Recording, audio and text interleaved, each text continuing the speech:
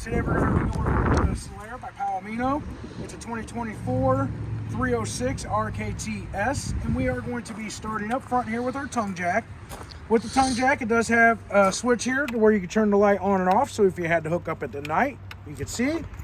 Our other one is able to extend and retract, and this is how we're going to get on and off the tow vehicle. This is also how you level the camper from front to back. I do like to recommend, while you're still hooked to the tow vehicle, make sure you're level from side to side first. We usually like to recommend putting the level right inside the doorway to get that side to side. You may have to put some blocks on one side or the other to elevate it. They also have stick-on levels you can stick on the coach, on the side and on the front, but as you see, it'd be a little hard to try to find you a pretty straight spot on this guy. But once you're done with the side to side, you would unhook from the tow vehicle and level front to back. Once you have done the front to back and the side to side, we're good and level. Right over here on the side, you're gonna lift this guy up here, and this is gonna be your switch so you can lower your jacks and raise your jacks. These guys basically, once they hit the ground, you'll hear it's changing that motor. That's trying to tell you, hey, I'm on the ground, I'm starting to feel some tension, you wanna stop. Then there's a switch in the back for the back ones as well. Next, we're gonna have where our propane is located. You got two 20-pound tanks. These guys have both been filled, minus what was used to test the propane system with. The guy up front here is gonna be your regulator. Basically, it tells you what tank you're using with this knob up here. So if you have this knob, or on this tank, you would have this turned on. This guy is red, reading that there is no propane sensed at this time. We're gonna turn this guy on. You hear that click, give that just a second there. That guy turns green. So it tells us we're getting propane flow. This regulator is designed to where if you needed to, you could have both tanks on. Once the tank that it's pointed at is empty, it will start drawing from the other tank. But you're not gonna know that that tank is empty unless you come out here and look at this indicator, because that indicator would be red because it's trying to pull from this tank. Back behind that is gonna be where our battery's located. It's just 24 series deep cycle marine RV style battery. This guy just goes over the top. They do supply a bungee there so you can secure it underneath so you wouldn't have to worry about trying to fly off. You got these nice little blue ambiance lights. I always like to say, if you're out at a campsite but you're hanging out with someone else's campsite, you got these guys turned on. As you stagger your way back to your campsite, you can see your blue lights to get back there. They're find your way home lights. The switch for that guy is going to be located right inside this compartment right here. Turn that guy on and off. Next up above that is going to be where your battery disconnect is. Basically, you just turn this guy to that off position when you're storing the camper. So that way, if anything's left on, it isn't draining the battery. Whenever you're using your coach or you're traveling with it or pulling it, you want to make sure that's in the on position so it is charging that battery as you're going down the road or while you're camping. And above that's going to be your solar controller panel. Basically, this just monitors the battery, and once the battery gets below a certain level, it'll allow the surge from the panels to come through and charge the battery. Once the battery is reading full, it will go ahead and shut that source off.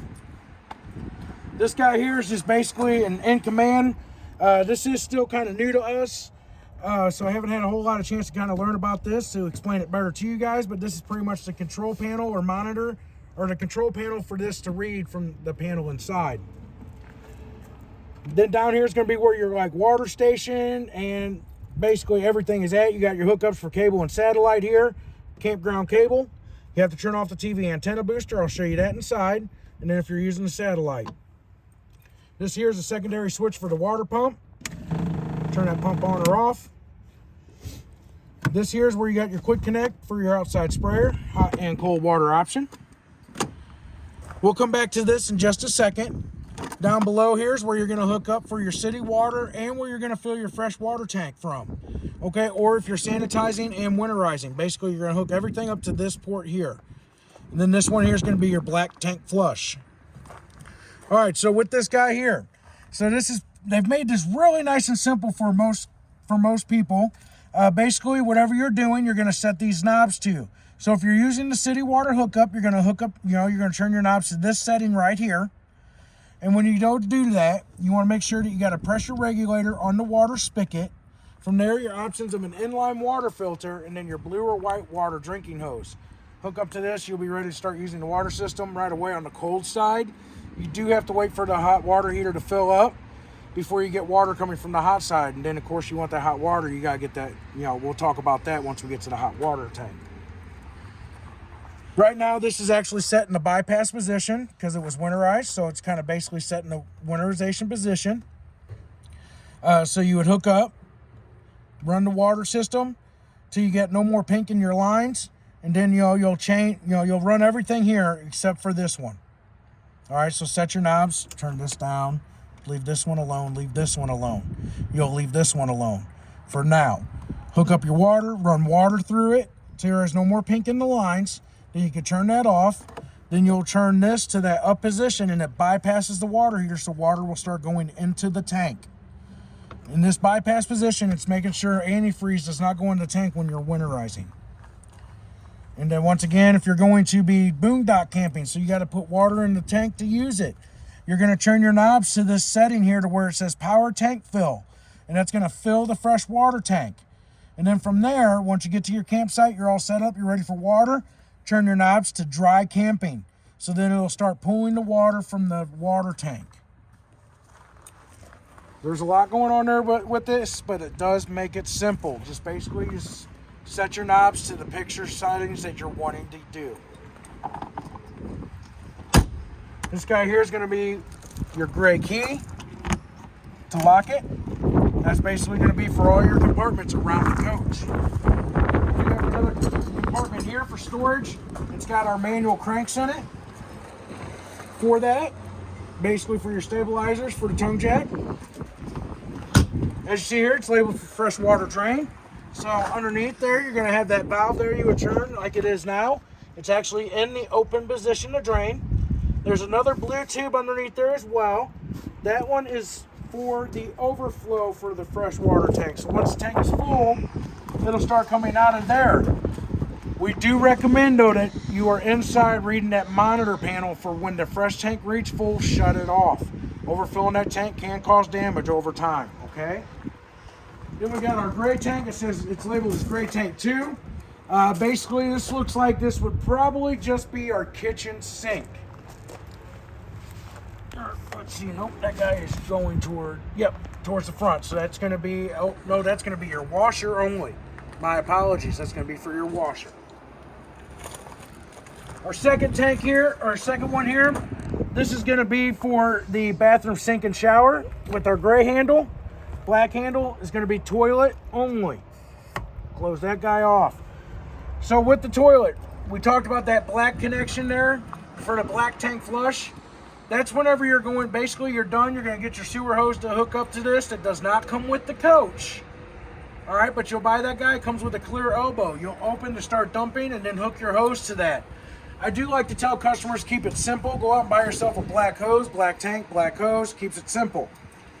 Use a pressure regulator on the water spigot with that as well, because there's a plastic check valve that water goes through. Too strong a water pressure can damage that check valve. But then you're going to get that all hooked up, turn it on, and basically you're going to be waiting to see clear water coming out of that. A lot of times people will close that valve for just like a minute or two, kind of let that water fill up in there, and then open it to kind of flush it out again. Once you're done, you turn off the water spigot first and unhook the hose from there. All right, because there will be water that will drain out of that connection when you unhook the power or the pressure from the water. The reason for that is because at that check valve, it's got to have that pressure to push the water through. Well, if there's no pressure, that water's got to drain back out. You don't know how long that hose is on the back side of that connection. Sometimes it's only this long to that check valve. Sometimes it's this long, maybe even longer. But that water's got to drain out somewhere. All right. You got this notice sticker here. It tells you want to make sure you check the lug nuts on the tires. These guys should be torqued to 100 foot-pounds. And you want to check that at 50, 100, and 200 miles. You also want to make sure the tires are always topped off to their max PSI level, or what the sticker on the front tells you. Most of the times, these guys are usually right around 65 PSI. Let's see if I can see that for us here. Nope, these guys look like they say 80 PSI. Looks like these are 80 PSI. Then you got your other gray tank back here. This one is going to be just your kitchen sink. Close that guy. You got another storage compartment here. Nice thing is it's wide enough basically to help store your sewer, or not your sewer, I'm sorry, your power cord. And then it's right there, so you ain't got to go up front to get it and bring it back here. You can just store it right there in that guy. Now this hole here, and you'll see some on the other side as well. This is set up and designed so that if something happened to the motors on the slide room, you still have a way to bring your slide room in. Okay, that's what one of the manual crank handles is for inside there. Pretty much you just go in there. This will bring the other slide room in. And then there will be some on the other side to bring these slide rooms in. You know, another option for a solar hookup here. They do give you a light to see if you needed to hook up back here or see your water system here. Your 50 amp power cord does come with the coach. And then the bag of the water heater, with this guy, it's gas and electric option. For the gas, it's controlled through a switch on the inside. For the electric, you do have a switch down here that would have to be turned on as well. You have to make sure there is water in the tank when you go to turn the electric side on. If not, you will burn up the element. You do want to make sure this guy is put in there. This guy is your anorod. This guy starts out the size of a dime and works itself down to the size of a coat hanger. As you see, it's already doing its job. What it's doing is attracting the calcium and impurities in the water, so it attacks this rod and not the tank. All right, because this is a steel tank. This is a 1 1/16 socket to put it in and take it out. I always recommend that when you go to take this guy out, help relieve the pressure first. So you don't get an extra shower. So you don't get an extra shower, but this guy will shoot out at you if there's a pressure buildup. And this guy's got its door right here.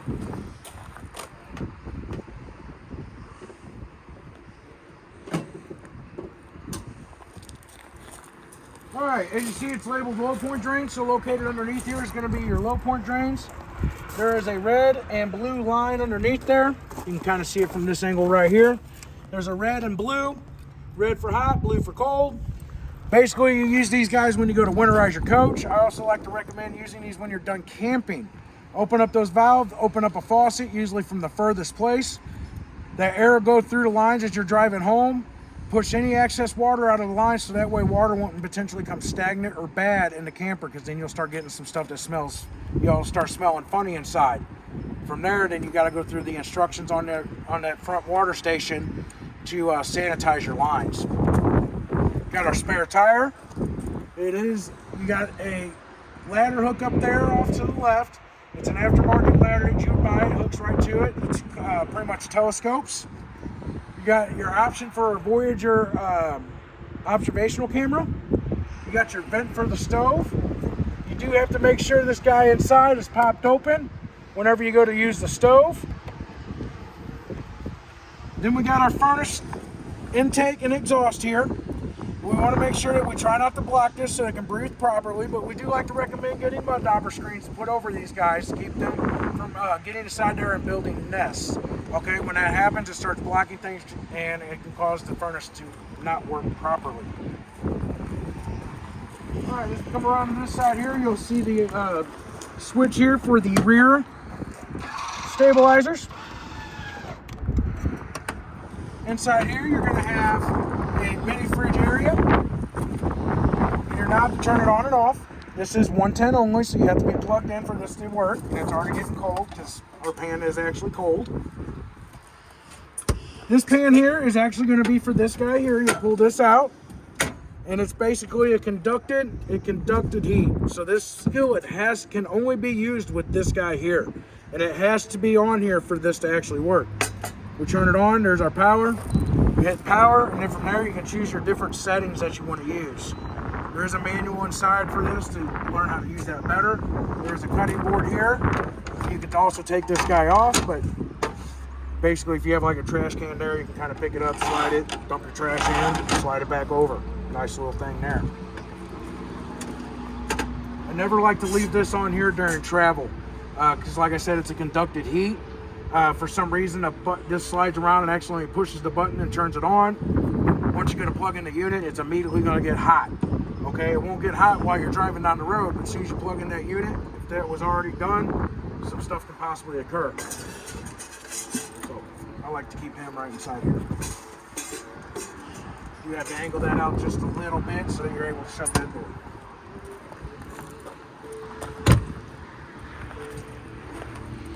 We've got our outside speakers on so you can hear those guys working.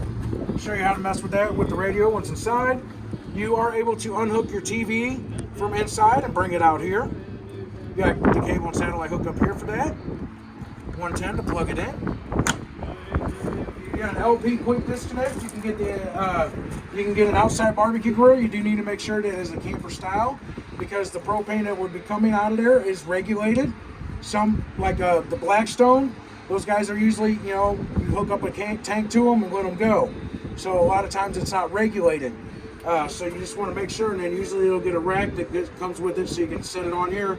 They also have an aftermarket rack that you can, or like little table you can mount on here as well.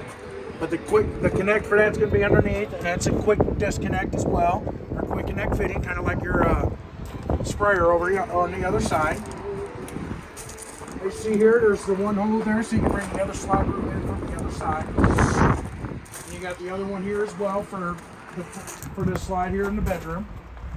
And then this guy here is just kind of, it's just a door so you can see the side of your washer and dryer.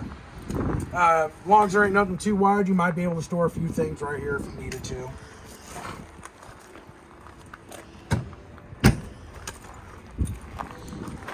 All right, so next we've got our steps here. These guys basically just fold right in. So these here just fold right in like so. You're able to adjust your feet. The reason for that is because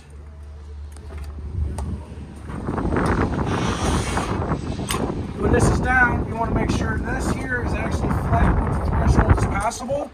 Too much of an elevation on this can cause damage to both the steps, the door, the screen door, things like that. So you want to make sure, like on this side right here, I had to lower the front. This side's actually not quite flush. There's a slight elevation on this side, so I would need to adjust that step a little bit. You got your screen door, bring it, basically pull that down. You're able to shut your screen door, shut this guy to keep the bugs out. You got your deadbolt for when you're inside. You can lock the deadbolt. If you can, try not to remove this sticker here because it tells you if you lose your keys. This actually tells you what key you would need. It's a G377 for this key. And that's going to be the purple key. So with that, I'm trying to go too high there because I know that's kind of elevated up and I don't want to do no damage. When you go to lock your door, you turn for your door handle, you turn your key to the right side, it locks the door handle itself. For the deadbolt, you have to turn the key to the left. You'll hear a click. All right, it locks the deadbolt for you, but you're also unable to pull this key out. You'd have to turn it back up and down straight to pull that key out. So if you go to lock it up, and you go to the right, you're able to pull that key out. It shows you to not lock your deadbolt.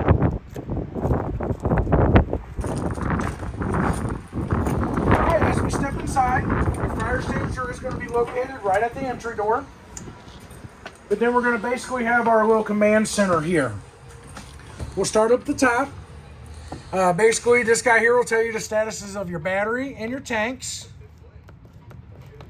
And our PDI technician actually wrote down your black tank is for the toilet, gray tank 1 is for your shower and the bathroom. Auxiliary tank is the washer. Gray tank 2 is the kitchen, and then of course you got your battery button there. This here is to bring your awning in and out. This awning 1 is going to be your main awning here. It is kind of breezy today, so I really don't want to try to open this guy up too much. Basically though, when it's all the way open, you're able to grab a pitch arm, and it's labeled there. It's a, it says pivot or pitch on it, but you're able to grab there and pull it down, and you can create a tilt on the awnings. It's meant to be as a shade protectant. They do recommend it when the camper is unoccupied or not being attended to, you should bring it in. You never know when a strong gust wind can come along or pop-up storms, but they can cause damage to both the awning and the camper if the winds are strong enough. Next, you're going to have your water pump switch here as well. Water heater. So that's going to be the gas option. And then you got the tank heaters. Basically, these guys are just little heating pads on the bottom of the tanks to keep them warm so they wouldn't freeze in cooler temperatures. Just note though that these guys are built-in thermostats, so once it senses the tanks is at a certain temperature, they'll automatically come on their own, and they turn off on their own. But these switches do have to be on. Then we got our awning lights for awning 1 and awning 2, and then we got our living room lights, basically the living room and kitchen area. Then we got our slide room. 1 is bedroom. 2 is going to be our off door side. And then 3 is going to be our door side. And then awning 2, which is going to be the awning on the slide to bring that in or out. Next, we have our thermostat here. Basically, with this guy, you would just turn it on. It'll give you the fan on option, high or low. And then next you got your cool. And with that, you want that in fan auto. With that, basically it'll turn on and off to your desired set temperature. And then after that, you have your furnace, which that guy should kick on there in a second. And then you have off. Next is going to be the on command. So there's a couple buttons here where you can push for travel lock. So with the travel lock, what this basically does is it makes it to where you are unable to operate slide rooms and things of that nature. And there's a couple other things as well. Like I said, we still don't know a whole lot about this. It's new to us, so I haven't had a chance to kind of learn it. That's going to be my training class for later today. I'm going to try to get on my phone and figure some stuff out so I can be knowledgeable for the next guest or the next one. I do know when you want to use it, you scan this and then you can run it from your phone. Correct. Scan the QR code, and basically it's got the instructions and how to get it going and started, and tells you how to use it. Basically, it just helps kind of monitor tanks and things like that, and slide room operations and a couple of other things as well. Like I said, just a quick little brush on it, so I don't really know exactly 100% on everything on that. This guy here is going to be your little ambiance lights. Ooh. Next, we're going to step towards the bedroom area here. In the bedroom, it does have your fire exit window. They basically say they would want you to pop this guy open. You would pull your screen out and get out. I always look at it. I don't care. I ain't worried about trying to hear we got to replace a screen. Pop this window open and get out. This guy is on a hinge, so it'll fling all the way open so you guys can get out. Where you would mount your TV if you wanted to put a TV in the bedroom. And your hookups are going to be right here on the side. You got your 110 and then your antenna hookups on the side there. You got your 3 drawers down below. Inside here is going to be your washer and dryer. This guy is basically set up as you see on the side. There's only one water line hooked up. So your washer is actually designed to heat the water up instead of having a hot water line side. The instructions are inside the units.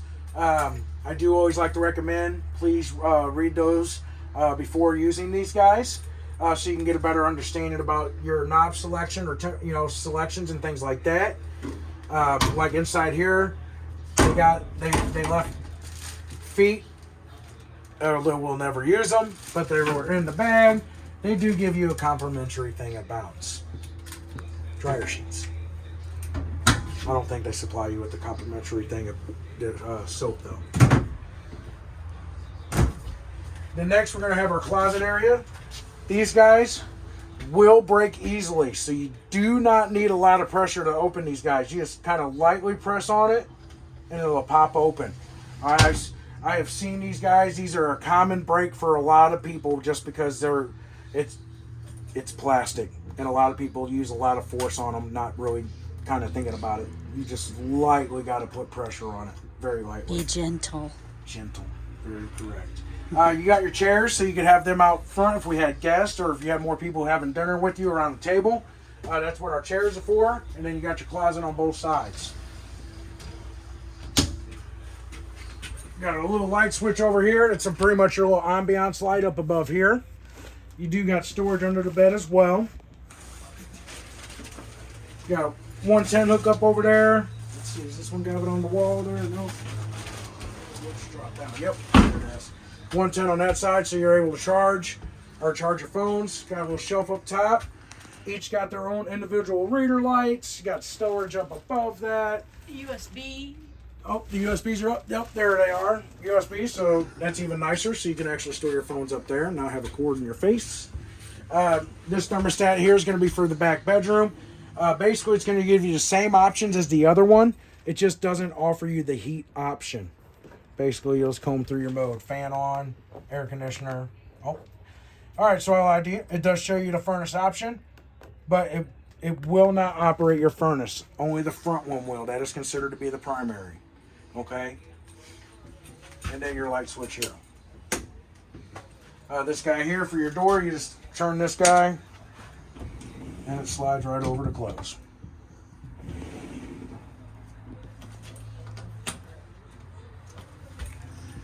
Next, we will step into the bathroom here. Sorry, camera lady. That's all right. We're gonna walk in. You got your light switch here.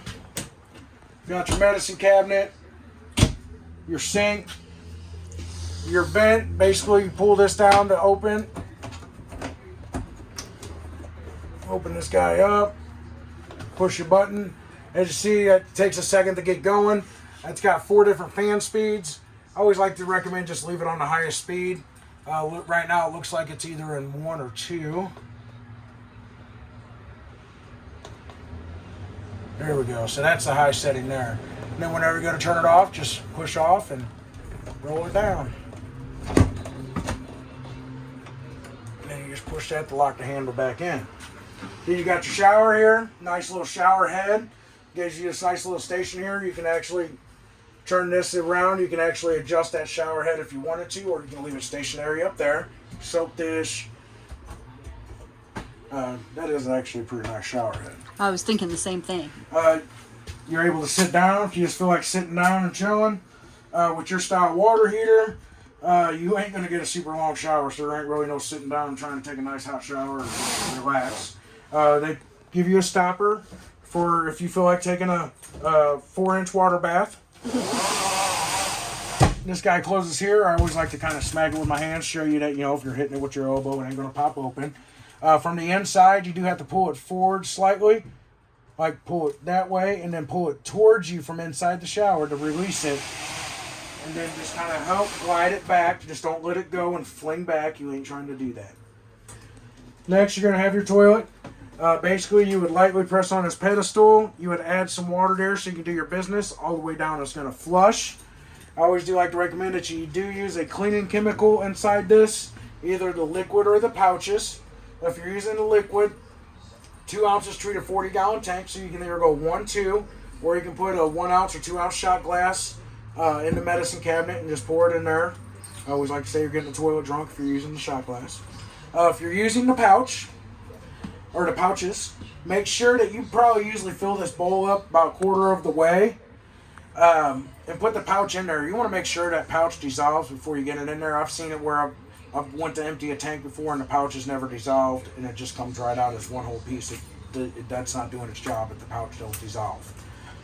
You also do want to try to make sure there's at least a gallon of water in the bottom of there, so if you do your number 2, it doesn't stick to the bottom of the tank like a spit wad, because then from there it's just going to cause problems and you won't like that. No. All right. Next, we're going to have the TV here. Basically, anytime you get to a new area, you do got to scan for channels. You got to make sure that your TV antenna booster back here is in the on position. Right now, it is on. You see that red light. Once you go to turn it off, that light will turn off, and that's how you basically doing this right there. That's going to allow that cable signal to come through if you're using campground cable. And then the top one's your satellite. But basically what we'll do is whenever you get to a new area, scan for channels, you're going to press the menu button. You'll go all the way over to settings. Go down to channel. Looks like we're getting some good cloud interference today on us there. Channel source, and then you would push OK again. Where you at? And then it'll start doing your channel search. Now it's probably not going to like me because I just canceled its search, so hopefully it didn't erase the channels we already had going on there. Like I said, we're having some interference with the clouds or something going on today there. Let's go ahead and turn that guy off. This guy here will recess in. It is a tight fit and locks into place. Whenever you take this guy out, it does have to go out at an angle to kind of come through here. They got this guy pretty snug tight. You do got a little cubby down there, USB hookup. And then we got our radio. So with the radio, I had our outside speakers on. That's speaker zone B. Speaker zone A is our inside speakers. You can have A on and B on at the same time, or as you just seen, we had just B on, and you can have just A on. All right, this guy is got Bluetooth hookups. It is also your CD and DVD player. So if you go to watch your DVD, I do always recommend making sure you have speaker zone B turned off, so that way they ain't watching the movie with you outside. But especially if you ain't got no kids here, you guys are trying to have a little romantic evening. You got a little nice little rug laid out. You got your little fire going on here. Well, you put in a little risque movie to spice up the night after a couple glasses of wine or something. Well, let's make sure speaker zone B is turned off, so that way those people ain't hearing that. You getting some taps on the window saying, hey, my kids are hearing some funny noises, or hey, you guys need some extra hands. We don't want that. But you get some weird people at a campground, so you just never know. Next is going to be the fireplace. Oh, sorry. You do got your remote here for the radio. I usually use it just for the DVD feature, really, so you can play, choose scenes, things along that nature, whatever you want to use it for. Next, this remote here is going to be for the fireplace. You got your power button, whether you want Fahrenheit or Celsius. You can change the flames to where it'll dim down to nothing. You got a timer setting from usually 30 minutes to like 9 hours. And then this here, so you can adjust the temperature settings. You do have to get down here a little bit lower so the sensor can sense it, but from there you're able to turn it up to where basically it'll go all the way up to where, let's see, 92. Oh, this guy is not messing around. To just on, where it would just continuously stay on, and then the OF is going to be off. So if you just wanted that just nice little ambiance look, once again, if you're trying to have that romantic evening, you can do that. And then from there, you just kind of set your temperatures. They do. Or if it's too hot for a campfire, but you want your fireplace. Oh, this one was confusing me.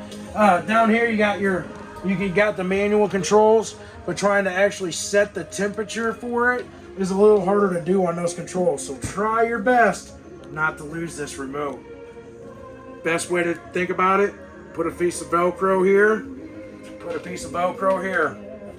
Stays there, never lose it. That's about the best recommendation I can give you on that.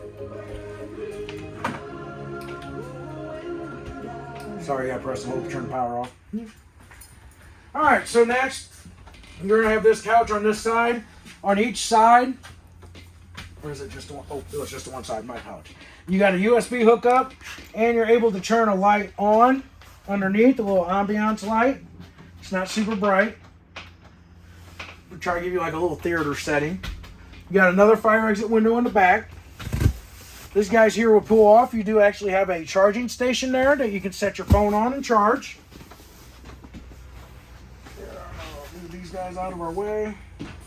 Definitely tell these were clean. They're nice and slick. Could barely grab them.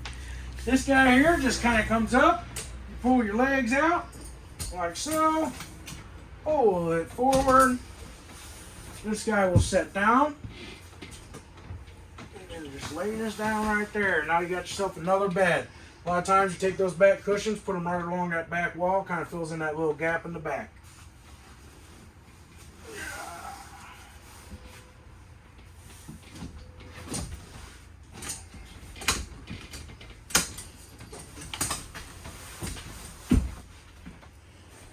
Thank you, camera lady. You're very welcome. You can grab them a lot easier than I can. Jeez. All right, so next, as you see here, this is going to be the recliner. The recliner as well also has the USB. This is the one that had them on both sides. That's where I was confused. Then your lights, turn them on, turn them off. Then for the recliner, you got little handles here on the side, and then it'll recline back. Nice little thing about these guys, your tables here, is these guys pop right out of the cup holder. And you can stick them on any one of them that you want to use them on. It comes with 2. I do always recommend though, during travel, do put these guys up, especially this one, because this one can swing over while you're in transit. You got to open the slide, not knowing that it moved, cause damage. You're going to break this, you're going to probably damage the sofa, you'll probably damage the board, so just be mindful of that. Another thing right while we're right here, so you actually have 2 different sets of blinds. So you got like the shade style,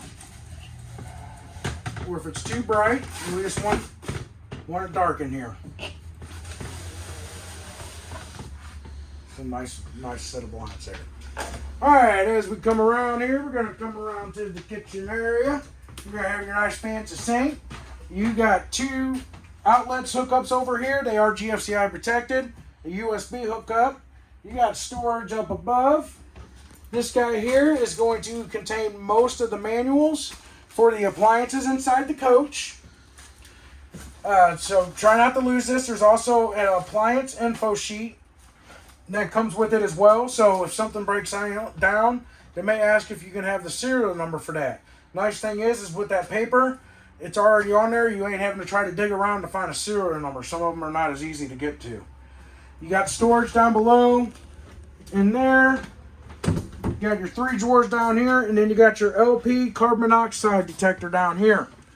Basically with this guy is to be tested every 7 or 9 to 14 days, or while you're camping, at least once a week. And all you do is just simply push this button.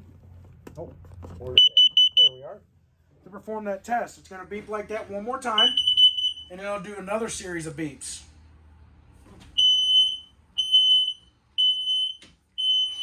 And then goes back to green. All right, basically we just performed the test. It's just that nice, simple, easy. But if that guy starts going off, we do want to try to be mindful to make sure that it's not detecting something that we can't sense. So if that guy does start going off, we do want to take emergency precautions. And by trying to get everybody out of the coach, the first person out of the coach wants to turn off the propane canisters. The next person out is trying to get everything that breathes out of the camper, but trying to open some windows. We're not trying to turn on any fans or anything along that nature, okay? We're not trying to create an electrical spark. And then we're going to get 50 feet away for at least 15 minutes. After a 15-minute time frame, usually one person's going to come back in, and I always tell them to check this stove first. The reason why is because someone could be here, they could have just been leaning up against this, you know, and they're just sliding around, things like that, and you're liable to turn a knob. Basically, and I could hear that propane coming out. But even kind of pressing up against it can start allowing those vapors to come through. Okay, so you just please have to be mindful of that.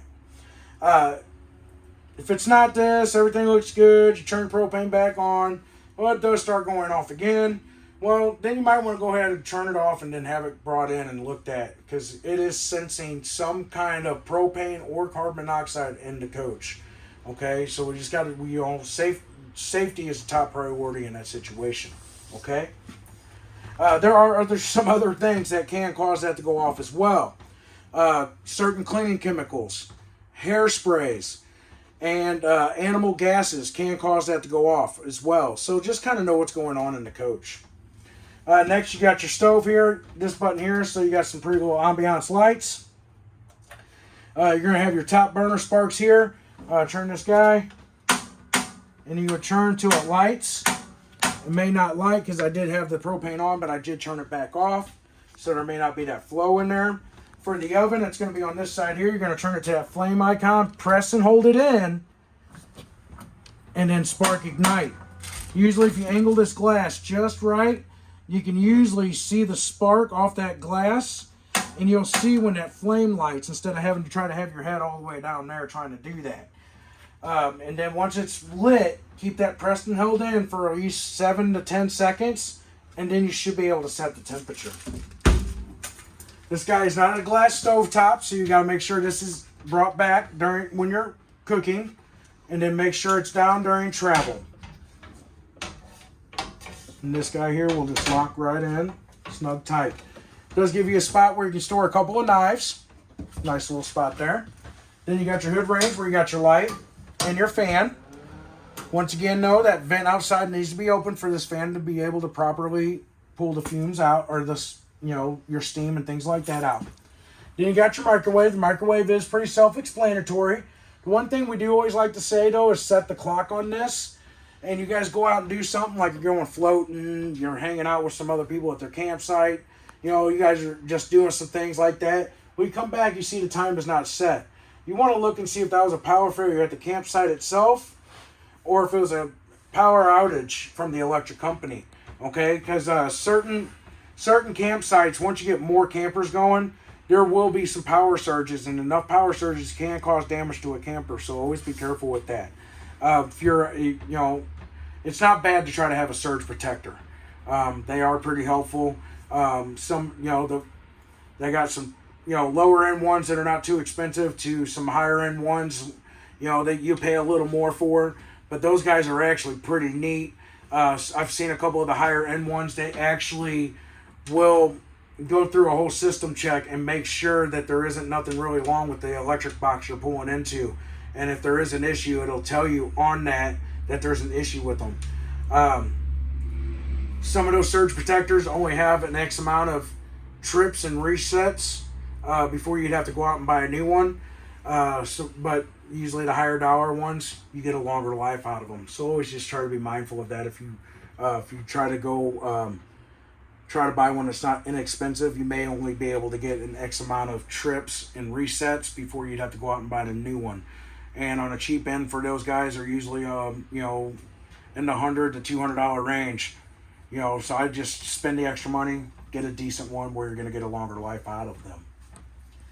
Next, we're going to have our fridge. This guy is pretty neat. So if you're in here in the kitchen area cooking, you can actually open from this side, grab what you would need to, and be able to close. Same with the freezer. But, you got our camera lady brought up a good demonstration. If kids coming in or friends coming in, try to grab a soda or a popsicle, they can come from this side and open this end and get what they need as well. Just make sure you ain't trying to open this side and then open this side. It does not work like that. It's either you open one end or the other. You can't open either Can't way. open them at the same time. So down below is going to be where you would turn it on. As you see, I got it in the off position. That indicated right here. Shows you kind of off. Try to take this so you can kind of see it says off, and those two lights are lit up. When you go to turn this guy on, you're going to press and hold this set button for 10 seconds. And the same with turning it off. You got to hold it for 10 seconds. And then the whole screen or the whole thing should light up. There you go. It lights up and it shows you what we're on right now. So right now we got it on setting 4. All you do is push the set button from there to choose your desired set settings. Nice and simple, just like that. This guy is 12 volts, so it can drain your battery. So I do always like to recommend, make sure you do turn this off. Whenever, same thing though, turning that battery disconnect off will also kill this as well. But I always like to have that added extra protection of just making sure that this is turned off. Like I said, same thing with the freezer. You got a setting up top as well. As you see, it says multi-airflow. So by turning this guy up even higher, what it will happen is that basically it shares the air between the two. So if you call for a higher demand down below or a higher demand up top, it's going to start pulling the air from either side to get to what you need for the desired setting. Oh, down below is going to be our fuse panel box. With this guy down here, basically everything that requires 110 or Sure Power is going to be on the breakers. And they do have everything labeled for you, what they are right here. This guy here, so if your GFCI outlets, you see that some of them outlets are not working and they got that sticker on there, come make sure this guy hasn't been reset. because it's got the test button here, so I can press it to test it. Of course, then you got to turn it off and then turn it back on. But basically, if those outlets ain't working, make sure this guy hasn't been tripped. And then everything that runs off the fuses is going to be on the batteries, or off the battery. And they got that label here for you as well. Basically, these guys, like this 20 amp right here, is going to be for your refrigerator. I know that because I actually had to pull it for a show that we had recently. Then these other ones are going to be usually to operate your slide rooms and things like that. But nice thing is, it looks like everything are 15s for this. You got some storage in there as well. Next, you got your dinette area here. This table does come off. I always like to recommend you to store this probably behind this one here during travel. And this guy here just pops off. Usually you gotta work that guy back out.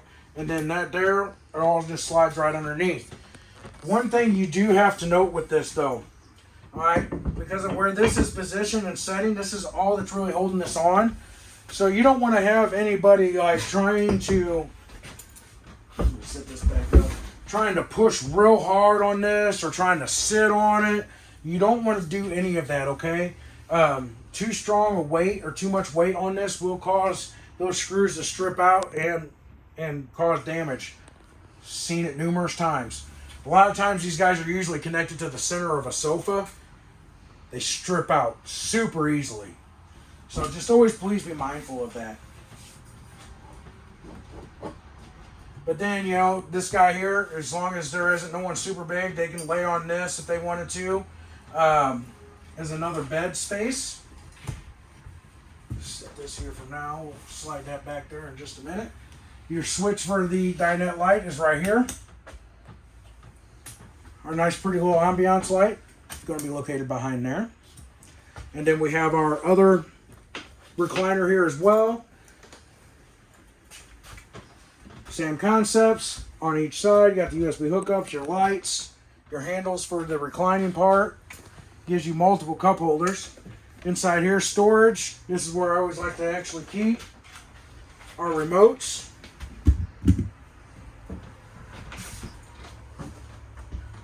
And once again, that Velcro, you get the sticky side because that's kind of pour it. They'll stick right to it. And then you got another charging station back there. I actually have my phone back there charging right now. All right, go ahead and pull that guy off. And then from there, we have basically made our way back to the door.